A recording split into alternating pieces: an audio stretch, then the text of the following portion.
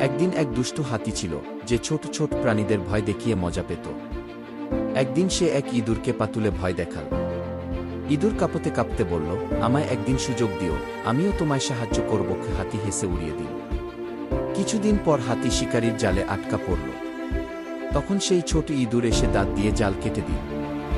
হাতি অবাক হয়ে বলল, তুমি সত্যি বন্ধু। সেই দিন থেকে দুষ্টু হাতি আর কখনো কাউকে ছোট ভাবে না।